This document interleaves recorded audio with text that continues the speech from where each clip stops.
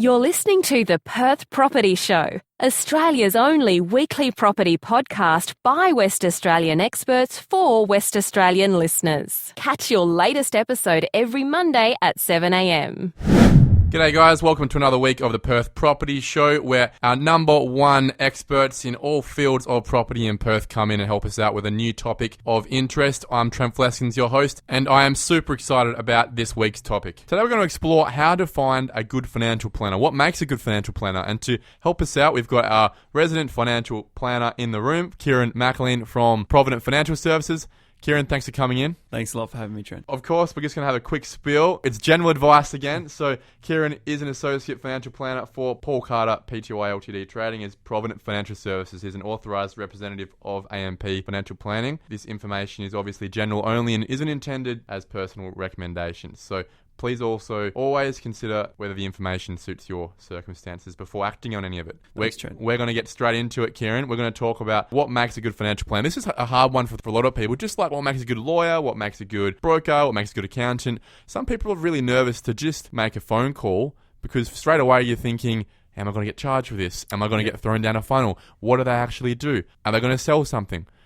Let's just start straight away with how do clients normally come to yourself and how does that relationship blossom? From the get-go, it's very important for both parties to be comfortable with one another. In our business, the first meeting, we're always encouraging clients to come in, no obligations whatsoever in that first meeting. And really, it's just getting to know the client, getting to know what their needs are, what their goals are, to ensuring that there is value in the financial planning service and what they're looking to achieve, how they're looking to achieve it, what they currently have in place, what they're looking to explore, and generally what their own financial intelligence and understanding is, what experience they've previously had. That first chat is just a fact find as to whether it's actually worth going forward with it, and that won't cost anything.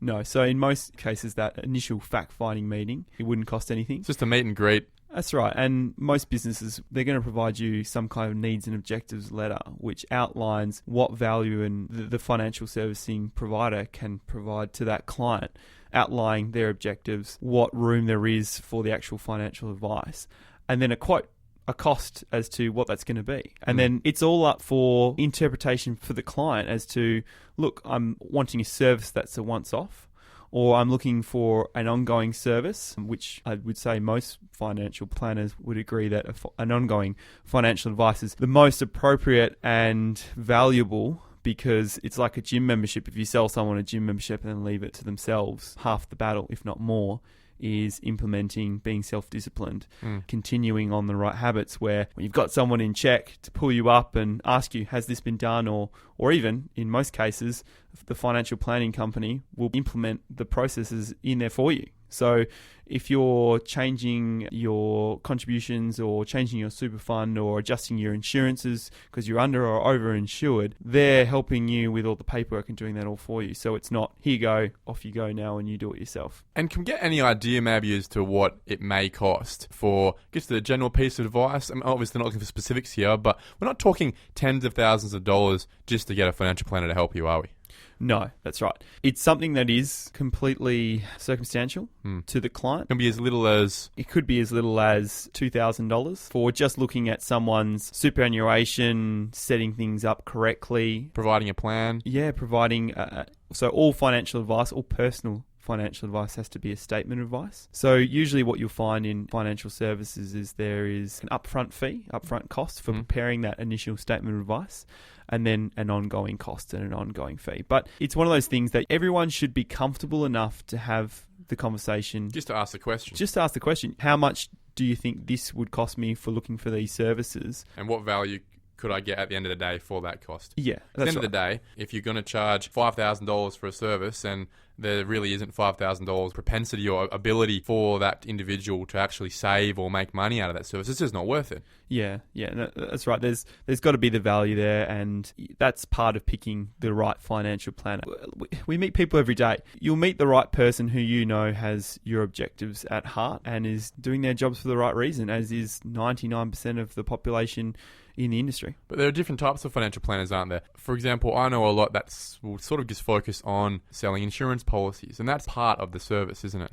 Correct. And there's different types of financial planners and businesses that focus on different things. There are some businesses that focus more towards just completing needs analysis of clients' insurance. Yeah. So when I mean insurance, I'm talking about personal insurance, so life, Death insurance. yeah, life, death, injury, TPD, yep. trauma insurance, income protection, those things.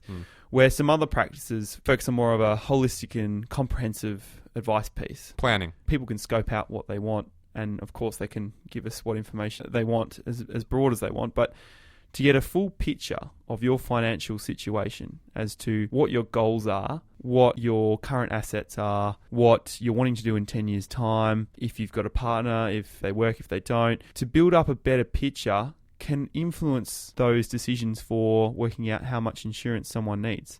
So I think the advantage of going in deep and really getting that relationship with that client and getting to know them properly, it helps the client. The relationship building and that ongoing relationship where the financial planner gets to know you and knows your personality, and if something isn't making sense, they can pull you up on it. It's not just for rich people, is it? Not just for the lawyers and the doctors and the people who are doing really, really well. Financial planning really is something that we all should be doing. Yes. And it's a service that anyone should be taking on board if they don't believe they've got their own skills to do it themselves. Yeah, correct. It's not that expensive that it's not worth it at the median or even below the median income in Perth. For different demographic or a different age of person, someone who's coming out of university, they just might want to make sure that everything's in line for them about to go into their working careers. What does that mean? What are we putting in line? So it could be simply looking at their superannuation fund to ensure that what their risk profile or their investments suits that person from the get-go. So they haven't started their grad job yet. Yep. They just hand you the superannuation provider that is the bulk provider of their company. Yes. Maybe there is a better opportunity or a better option for them personally that you can set up from day one. One of the most important things is when you first go into a superannuation fund, you're usually in the standard fund. So, but when you're young, maybe you want to take a few more risks or just be a bit more aggressive about it. And that could be the difference. They always have it on TV, you know. Yep. This person was 20,000. And that's where they're talking different products here. But it also relates here, you know, the difference between being in a really reserved, sort of negative, risk-averse fund compared to one, you know, especially at a young age, having a crack. Yeah. It'd be massive amounts of difference by the time you get to 40, for example. I'll just speak about risk profiles because I think it's quite important, quite relevant to what you've just said. One of the first things that all financial planners will do is work out, usually with a risk profile questionnaire, your risk profile, which is your tolerance to risk. It's a number of questions that will ask, are you looking at the stock market every day? Do you get worried if there's a downward turn in the market? Do you know how your superannuation funds are invested? All these questions that give the financial planner or the financial planning company a better understanding and a better idea of how that client is tolerant to that risk. Their business acumen, their financial acumen. Correct. Have they invested themselves before in something? Yes, exactly. Whilst it may not have done well, at least it shows that they're thinking about it and they may be tolerant to risk. Yes, that is very important, and that varies from everyone. Everyone has different risk tolerances and different education and understanding and financial intelligence, there's no doubt. So it's about aligning and ensuring that your risk profile of what your current superannuation is aligns with what your actual risk tolerance and investment profile is. Because there's a lot of people out there whose risk tolerance to them as a person is completely different to how all their money is being invested. For their retirement. And risk profile is not necessarily a stagnant thing. It can change over time. So for example, if a client comes in their 30s and they're wanting financial advice, and at that point in their life, they might be much more tolerant to risk. They don't have a mortgage yet. They don't have children yet, for example, and they might be willing to ride the ups and downs, but also they've got time on their side. They can recover from market fluctuations. As opposed to if that same client continued with financial advice and then at 70 years old, their priorities change. High tolerance. Yeah, their priorities change. They're moving into a stage where they're wanting to conserve their wealth now. They're not necessarily looking to accumulate more and more, and potentially don't need to take the risks that they once did to live the lifestyle that they want to in retirement.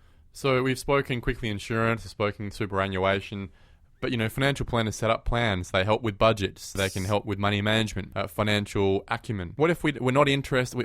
Look, mate, we've got our super sorted out. Yep. We're happy with no insurance. You know, right now, it's not something we want to spend our money on, but we want a bit of help in budgeting. We're just not good with money. A lot of it can be made up of debt management. For example, a financial planner might see a client's objective of paying down their mortgage, and a financial planner can put down in the statement of advice, well, one of your goals is to pay down your mortgage sooner than the agreed time frame with the bank. What does that look like over a period of time? How much interest are you going to be saving by making an additional $50 a week payment on your loan? What will it look like if you did have an offset account where your savings were in the offset account instead and offsetting that interest? And I think the value in financial planning is also offering a variety of choices to a client and projections and options. What does it look like if you go down this road? What does it look like if you go down this road? At all times, financial planning is leaving that power and that decision-making with the client, because the statement of advice is just that. It is the professional statement of advice, and financial planners will present their statement of advice once they've done all their research, their analysis, and their fact find, and they've got all the details, and they've worked with a paraplanner, and everything's there. They present to the client, and the client might be worried what's on this statement is gospel. That's what's going to happen, but it's not necessarily as simple as that. The client might say, okay, we agree and we're comfortable with the way that you've analysed our insurance needs. A, B, and C were cool. Yep. D, we're not so comfortable with. Yeah. Let's talk about it. Yep, let's talk about it. What other options do we have? What would the situation look like if we're only putting $20 in a week extra to our mortgage over time? But really, the financial planning structure changes over time, depending on usually the age. So a priority for younger individuals might be liquidity and budgeting and debt management, setting up their superannuation correct, setting up or ensuring that they're not over or under insured at that point in their lives, to moving towards middle age where you're wanting to pay down debt, but essentially look at plans to top up your superannuation and then retirement planning. Yeah. And that's the other thing, because financial advice is so different, broad and personal. Your retirement date could be completely different to my ideal retirement date. One person's income is completely different to another.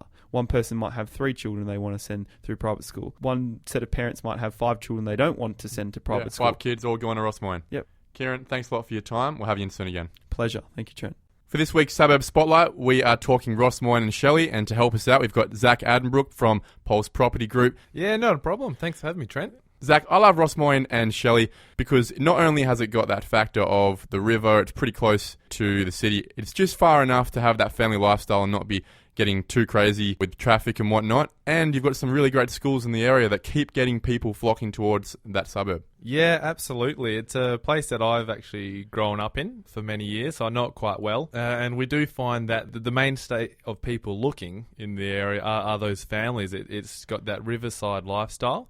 It's only about 10 k's from the city, easy access onto the freeway, and a little sort of, I guess, tidbit, if you want, that I've noticed over the years is the only people that you see coming into Rossmoyne and Shelley actually are the locals, because it's cut off by Leach Highway, so it's a lot of good... So people stay local? They do. We get a lot of sort of owners moving within the suburb, but... maybe upsizing from a smaller product into a larger home, or the other way around? Yeah, a bit of both, actually. So it's the sort of mainstay of demographics there are really sort of your older couples, established families, and even your younger families now we're seeing that coming into the area. And it is, the school's a big attraction, for sure. So Rossmoyne Senior High School, that's ranked about 15th as of 2017 in the state. But in terms of state schools where you're not paying $20,000 a year, it's up there. Oh, it's absolutely. It's always right up there at the top in terms of marks and whatnot. Exactly right. Yeah, exactly. So I mean, they've been up there for a long time too. So it's not just a recent thing. So we have a lot of sort of international buyers coming in as well. Again, because of that school, but that riverside lifestyle, you just can't sort of go past it. Zac, let's be honest, it isn't a first home buyer's sort of area where you're getting in at $400,000, is it? No, it's not. The only sort of bits and pieces you'd find in that area for around the 400 mark, you're probably looking at a 2x1. An older flat? Older flat in about a group of 8, 10, 12. Yep. Yeah, sort of just your standard living area, kitchen, and your 2 bedrooms and main bathroom, Yep, but really we're looking at probably well-established families or fairly high-income young families looking to get in the area for the schools, maybe 5 years from now when the kids are starting to get into high school. Yeah, exactly right, exactly. So a lot of those families do come in for a variety of reasons, but the main ones being exactly the school. It's a great place to settle down, grow the family. I'm a little bit biased, obviously, so that's what happened to us, but plenty of parks and sporting clubs as well. So let's talk about those products that are moving in Rossmoyne and Shelley right now. What are people buying? It's a good time to buy, even in a market like Rossmoyne and Shelley, which is sort of starting to move now anyway. What is moving? What are people paying for? What are people chasing? Yeah, well, the good thing about Rossmoyne and Shelley, so Shelley's got, it's the bigger part of this pocket. Yep. So you look at roughly about sort of 2,000 homes in Shelley compared to Rossmoyne about 1,200. But you have a good variety of options. As we're sort of saying, the downsizers, there's plenty of sort of either your units, your 2x1s, 3x1s, 3x2s, up to your townhouses, so low maintenance living. Yep, and these have been fairly recently developed from an old block into a few townhouses. Exactly right. So there's a lot more low maintenance living now coming onto the market. About 2 years ago, we had a few zoning changes throughout the area. So blocks that were not subdivisible then are now. So we're finding that there's a lot of action happening there, which is good. Around that sort of 900 square metre sort of areas that we're talking about. And that's exactly with the changes now, we maybe fitting 2 or 3 on a corner or whatnot. Exactly right. Okay. So I know we just got one across the line not too long ago. It was a lovely corner block, so they have a bit more leniency in terms of what you can, Get split done. that into. Yep. That got turned into 4 blocks. Yeah, and, wow. So new homes are going up there, and it's adding a lot of street value to the area, which is great, all these new homes. And it seems to be with a lot of the buyers I'm talking to, the low maintenance lifestyle is becoming a bit more paramount. It's not the suburbs where there isn't the top end too. I'm seeing some big numbers in terms of sales prices in there, especially given the river factor. Exactly right, yeah. So You got some luxury homes. Huge luxury homes. We just had one sell at auction, actually, by a competitor. Went pretty quickly. That was, multi-million-dollar homes on the riverfront. The views that you get there, just essentially panoramic, and it runs the entire border of Rossmoyne and Shelley. So there's quite a few options for you. Yep. But it's certainly on the higher end. Are these people who are looking for possibly that Applecross lifestyle but just don't want to pay that extra 30% getting onto those top-end prices? Yeah, I've always sort of seen it. Applecross is well known, for sure. That's your premier south of the riverside suburb, isn't it? Yeah, definitely is. That's probably your first one that comes to mind. Yeah, for sure. And they've got a good high school schooling zone as well. Rossmoyne, I wouldn't say is quite close behind them too, but it's more of a, I wouldn't say a secret, but I'm sort of talking to more buyers now. Even so, Salter Point as well, just across the other side of the river. Yep. I'm talking to a lot of buyers from there who are going, I've sit on my balcony in Salter Point looking at Rossmoyne, and they're starting to look in Rossmoyne now. Yeah. And people come from Mount Pleasant on the river and Applecross as well, because you can sort of get a good sized block. You certainly, it's good value and at the higher end of the price range, but probably a little bit bigger than what you can get in Applecross for the most part. It's a little quieter, and I think you've got a bit more amenity. The thing that does me for Applecross, for example, whilst there is a lot going on now, for a long time, and still now at the moment, it's underserviced for the expectations of the residents. Whereas Rossmoyne and Shelley have got a bit more of that shopping front around the Riverton area and High Street and whatnot, and it doesn't have the traffic as well. Exactly right, yeah. So in Rossmoyne itself, you've got your IGA, you've got cafes, restaurants, pizzeria. Yep. Shelley's the same. It's got a nice little hub in there, which is where our office is based, one of the two. And brand new cafe has gone in, which is absolutely going off on a daily basis. It's fantastic. And, we've got a medical centre going in there now, so that's signed off on in the hub as well. Restaurants again, and plenty of cafes and options for the locals, which is great. I want to talk development opportunities. Like I always do, I'm always interested in where we can make some money renewing the suburb or turning some older houses into a couple newer ones. What are we talking here in terms of a price point as an entry level to get into a development block? I know it's not going to be cheap, but what are we talking there, and what are we going to make in terms of what products are we going to build? Yeah, perfect. The price points vary quite a lot because there's not a major distance between the north side of the suburb and the south. So on the south side, you're obviously bordering Leach Highway, which is going to affect values. On the north side, you've got the river. So it's a little bit hard to say, but of the recent sales, so there's been about, in Shelley alone this year, 10 to 12 blocks of vacant land have sold. They sort of vary around about 1,200 to 1,600 square metre. Yep.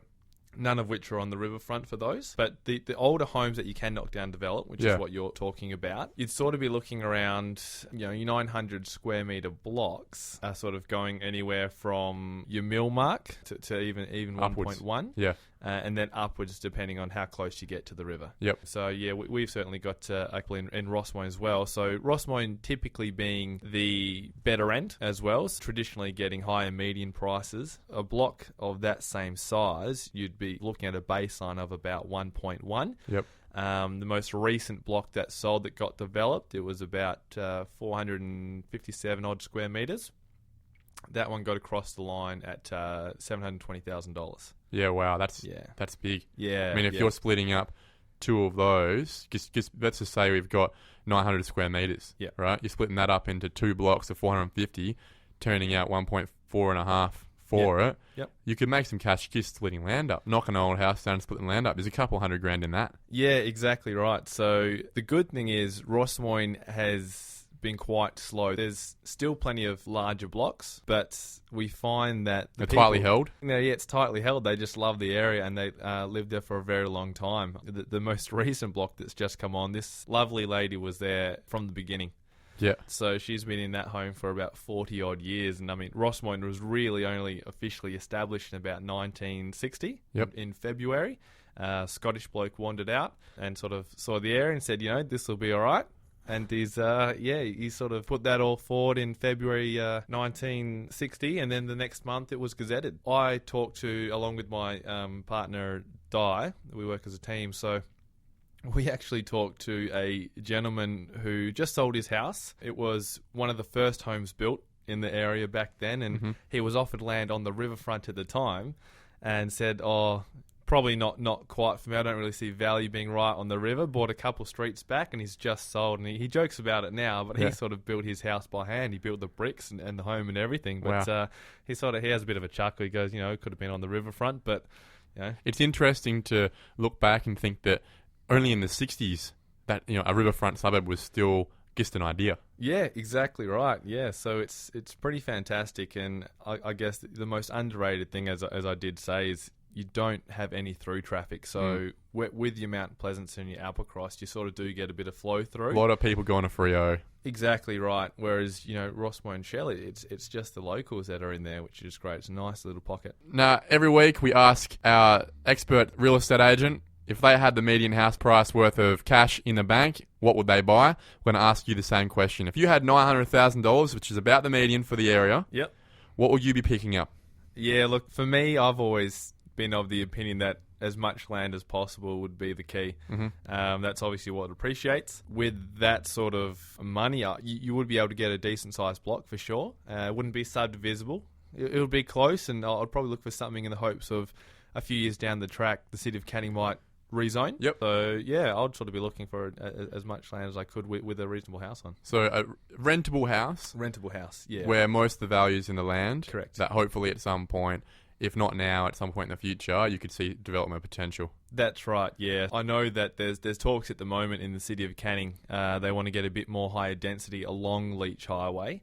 Now, whether or not that stretches a little bit further into the suburb is yet to be determined. But I think a lot of it all comes down to the residents. Yes. For example, in Netherlands, it looks like a really uphill battle. Subiaco as well for the residents to actually. Got a lot of NIMBYs in there. They don't want anyone coming in and changing their lifestyle. Yeah, sure. Are the people of Rossmoyne and Shelley, are they interested in upgrading the area a bit more density, somewhere for their kids to afford, or are they fairly similar and don't want any change? Look, it's funny you bring that up, actually. Not too long ago, so before this new cafe that I mentioned came into play about 6 months ago, there was talk of having one foreshore. Good idea. Oh, well, for most people, yeah. But there are some locals who have been there, as I was saying, for a very long time, happy with the way it is, and they sort of started a petition to get it knocked down, basically, and not let it through. So it has been put on hold. They did a well enough job, but we talk to families constantly. They do want to see a bit of change in the suburb for the better. They obviously don't want to sort of cut up everything, but they sort of do see that there's room for a bit more additional growth in there. Well, it sounds like that growth might, in terms of development and density, might be a few years away, maybe a cycle or two away, and that might be music to the ears of a lot of people who are looking for that relaxed lifestyle where they can actually have some space and not have too many cars parking on the street. So a lot of people, Yes. especially in that price range, probably would appreciate hearing that Rossmoyne and Shelley are probably not going anywhere anytime soon. Yeah, that's And people right. will pay a premium if they know that. They will, exactly right. So we're having, again, discussions with buyers that have never even looked in Rossmoyne and Shelley. Now, this has more to do with the way the market's gone. Every suburb's been affected, some more than others, but Rossmoyne and Shelley has been very good at holding its value because of the high school, the amenities nearby, and just the location itself. So it still has been affected, don't get me wrong, but... It hasn't been hit the same way.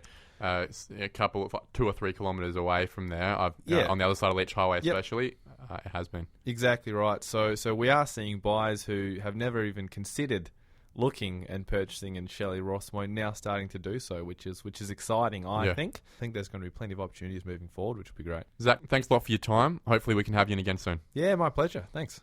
Thank you for listening to another episode of the Perth Property Show. If you've only just joined the conversation, you can catch up by heading over to our website, perthpropertyshow.com.au, subscribing to the podcast, or joining our Facebook page. Don't forget to tune in next Monday at 7 a.m. for more expert insights, local analysis, and suburb spotlights. Happy hunting!